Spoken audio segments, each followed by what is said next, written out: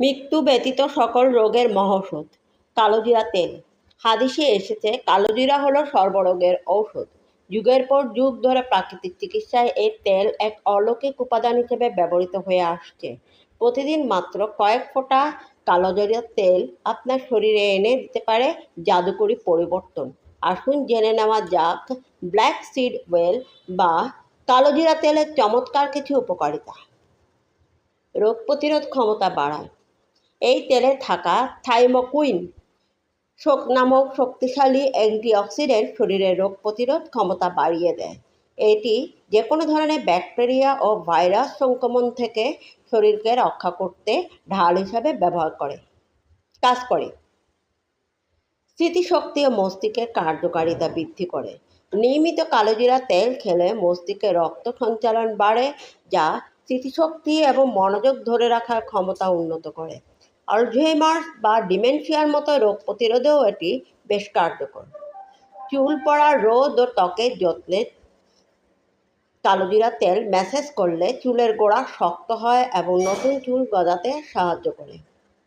উজ্জ্বল ত্বকের জন্য এটি ত্বকে ব্রণ, অ্যালার্জি এবং অ্যাজমার মতো সমস্যা দূর করে, ত্বককে নরম ও দাগহীন রাখে। অ্যাজমা ও শ্বাসকষ্ট উপশম করে। যারা দীর্ঘদিন ধরে হাঁপানি, সাইনাস বা অ্যালার্জির সমস্যায় ভুগছেন তাদের জন্য কালোজিরা তেল দারুণ উপকারী।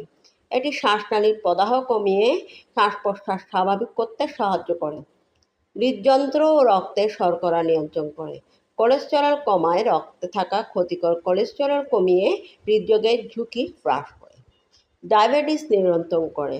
এটি ইনসুলিনের কার্যকারিতা বাড়িয়ে রক্তের শর্করার মাত্রা নিয়ন্ত্রণ রাখতে সাহায্য করে। ওজন কমানো এবং হজম শক্তি বৃদ্ধি করে। মেটাবলিজম বাড়িয়ে বাড়তি মেদ ছড়াতে কালোজিরা তেলের জুড়ি নেই। এছাড়া এটি পেটের গ্যাস, বুক জ্বালাপোড়া এবং হজমের সমস্যা নিমিষেই দূর করে।